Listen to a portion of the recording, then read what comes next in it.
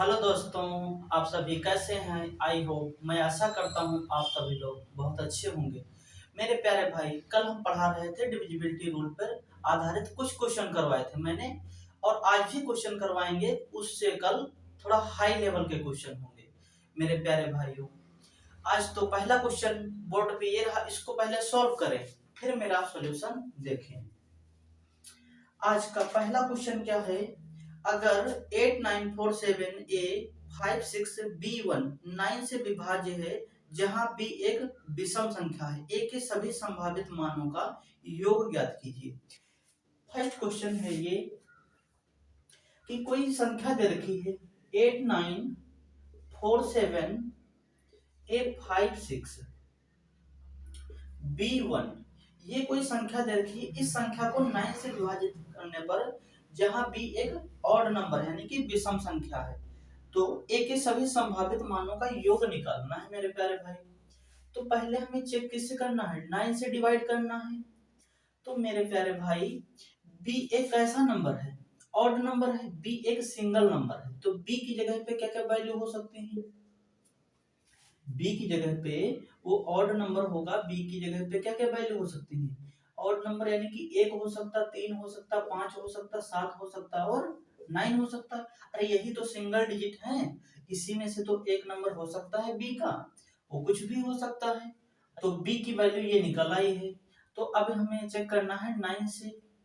9 का divisibility rule क्या होता है मेरे प्यारे भाई? डिजिटल का सम यानी कि 0 हो या फिर 9 हो। तो यहाँ पे देख लेते हैं हम डिजिटल सम कौन किसका हो रहा है। 5 4 9, 9 9 से कट जाएगा, 8 और 1 और 8 9, ये भी कट जाएगा। बचा मेरे पास क्या? 7 और 6 13। 13 का मतलब क्या होता है मेरे प्यारे भाई? 13 का मतलब वापस से फिर से जोड़ो इसको, तो ये हो जाएगा 4। अरे 13 का मतलब 4 हो गया है, यानी कि इसका रिमाइंडर जो मिला हुआ है 4 आया हुआ है। तो अब हमें हमारे पास संख्या कौन सी बची है? ए बची है और दूसरी संख्या बी बची है। अब हमसे बोला जा रहा है इसका डिजिटल सम क्या हो सकता है? 9 और 0 हो सकता है, यही तो हो सकता है। तो b की वैल्यू मुझे पता है, ये वैल्यू हम रख सकते हैं b की वैल्यू। तो अगर जो हम b की वैल्यू यहाँ पे 1 रखते हैं, b की वैल्यू 1 रखते हैं, तो इसका डिजिटल सम 9 या 0 होने के लिए a की वैल्यू क्या हो सकती है? अगर जो हमने b की वैल्यू 1 रखी है, ये 4 है, तो 5 हो गया टोटल, यानी कि a की वैल्यू 4 हो सकती है। अगर जो हमने b की वैल्यू 3 रख दिया है, तो हमारी a की वैल्यू क्या हो जाएगी? 4 3 7, यानी कि इसकी a की वैल्यू 2 हो जाएगी। अगर जो हमने 5 रख दिया b की वैल्यू, तो a की वैल्यू क्या हो जाएगी? 4 5 9, यानी कि डिजिटल सम 9 मिल गया है। तो यानी कि इसकी जो वैल्यू है a की, वो 0 हो सकती है और 9 भी हो सकती है। अच्छा, b की वैल्यू अगर जो हम 7 रख दें, तो a की वैल्यू क्या हो जाएगी? 7 4 11, यानी कि डिजिटल सम हमें 18 बनाना है। 18 देखो भी एक ऐसा नंबर है जो डिजिटल सम 9 हो रहा है। 8 और 1 9 हो जाएगा। यानी कि अगर जो हमने b की वैल्यू 7 रख दिया है, तो a की वैल्यू क्या होनी चाहिए? 7 4 11, यानी कि इसकी भी वैल्यू 7 होनी चाहिए, a की भी वैल्यू 7। अब मेरे पास लास्ट नंबर है 9 नंबर। अगर जो हमने b की वैल्यू ऑड नंबर रख दिया है 9, तो 9 4 13, बचा यहाँ पे क्या? 5 नंबर बचा हुआ है, यानी कि a की वैल्यू 5 हो जाएगी। अब हमसे पूछा है ये a के सभी संभावित मानों का योग ज्ञात कीजिए, यानी कि ये वाली हमें सभी वैल्यू का योग निकालना है। तो ऐड कर लो जरा, 4 और 2 6, 6 9 15, 15 7 22, 22 5 27, यानी कि जो इनका योग आया हुआ है मेरे प्यारे भाई, वो सब योग कितना आया है? 27। यानी कि इस क्वेश्चन का ऑप्शन बी करेक्ट आंसर हो जाएगा। सॉल्व करो। जब भी मैं क्वेश्चन करवाता हूं, तो पहले खुद से सॉल्व किया करो, फिर मेरा सॉल्यूशन देखा करो। क्वेश्चन नंबर सेकंड, इसको सॉल्व करो।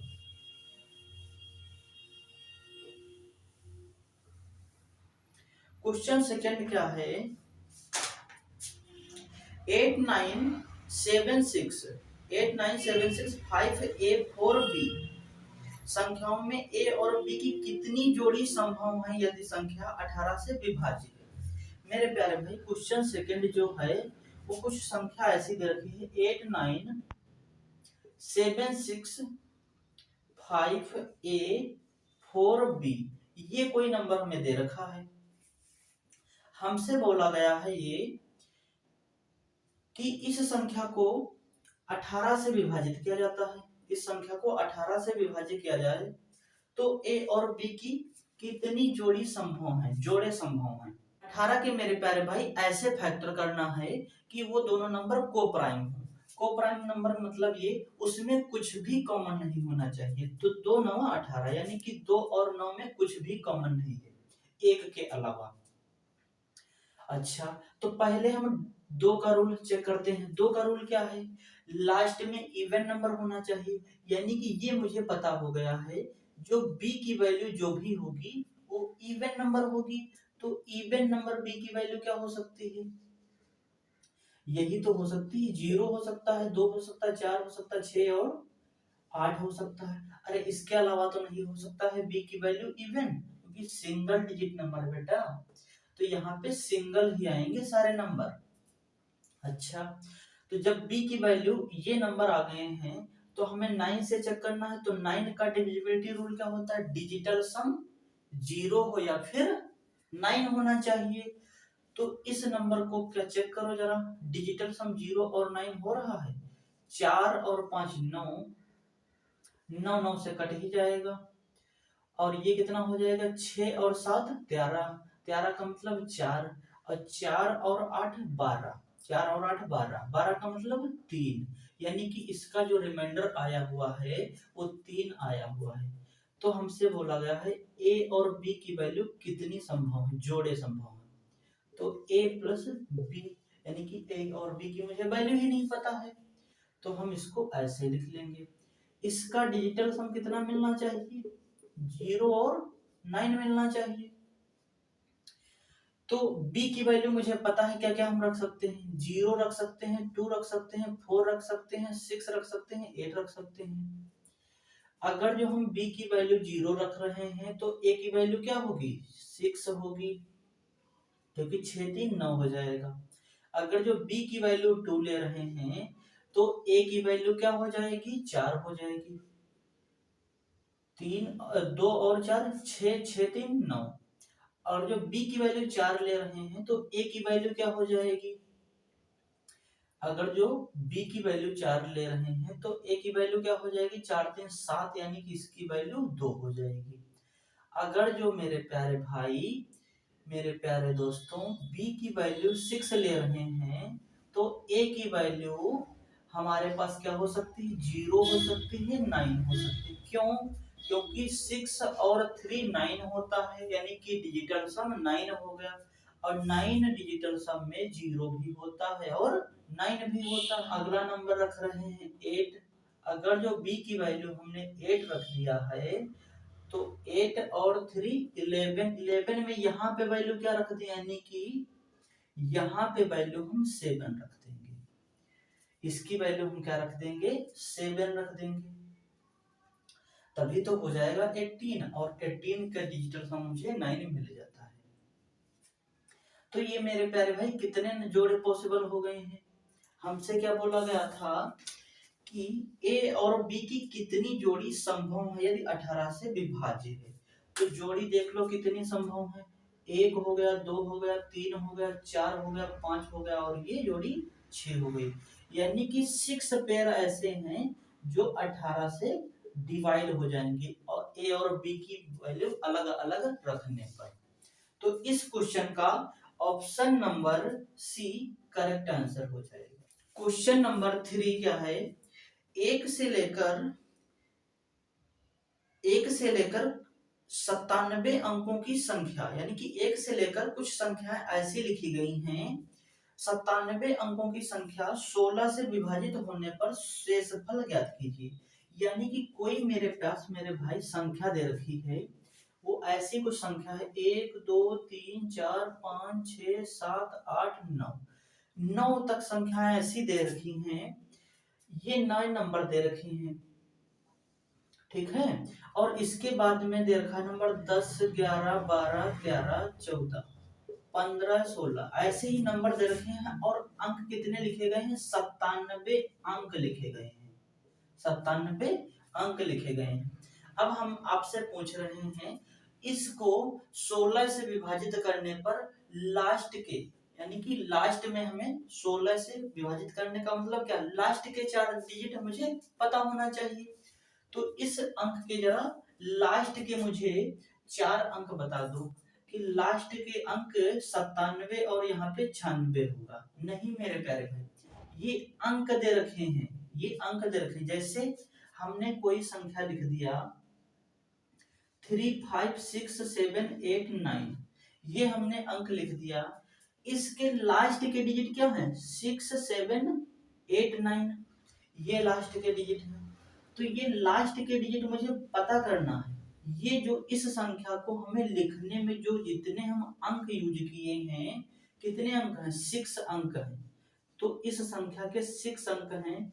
उसी तरीके से इस संख्या को ऐसे लिखा जा रहा है 1, 2, 3, 4, 5, 6, 7, 8, 9, 10, 11, 12, 13, 14, 15, ऐसे ही लिखते जाएंगे। यानी कि हम 97 अंक यूज करेंगे, 97 अंक यूज करेंगे।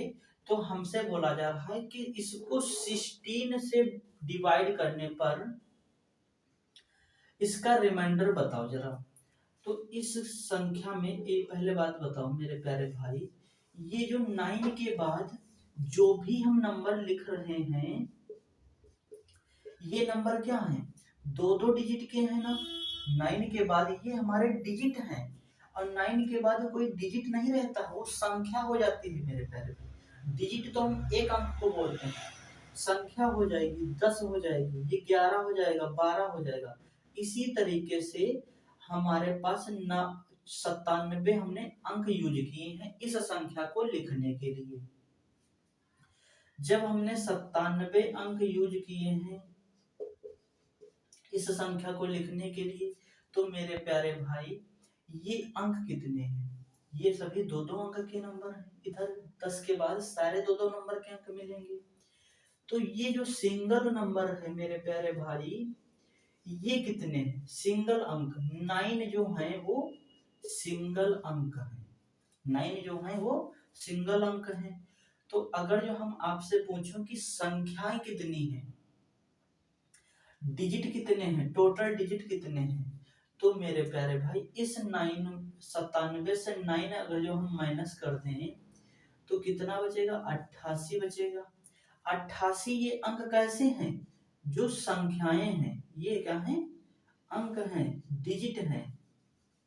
जो 88 बचा हुआ है ये डिजिट है, 88 डिजिट है। और 88 डिजिट को अगर जो हमें संख्याएं बनाना हो 2-2 की, तो हम क्या करेंगे? ये हमारी संख्याएं 44 संख्याएं बन जाएंगी। कितनी संख्याएं बन जाएंगी? 44 संख्याएं बन जाएंगी। अगर जो 44 संख्याएं बन गई हैं, तो मेरे प्यारे भाई और भी मुझे नंबर दे रखा था 9, ये नंबर थे 9, ये नंबर थे।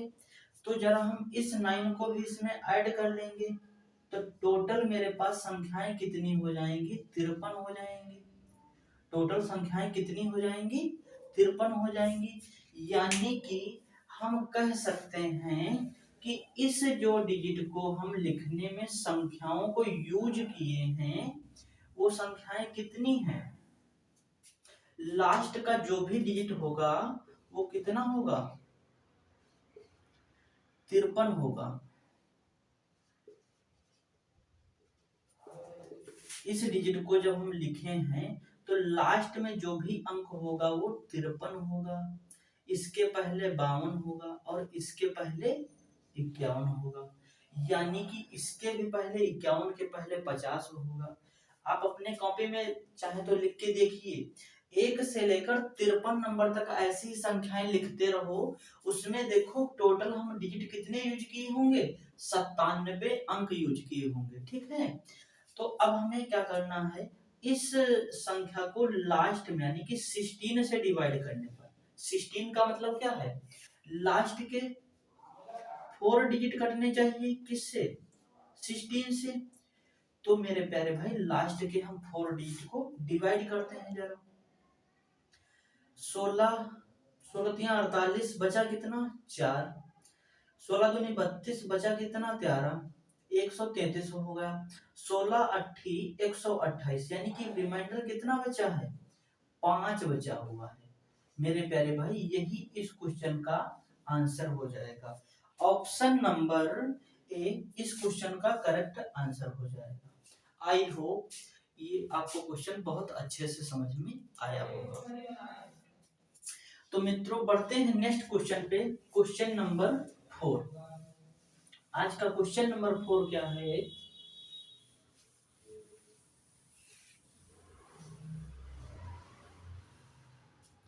का क्वेश्चन नंबर 4 क्या है?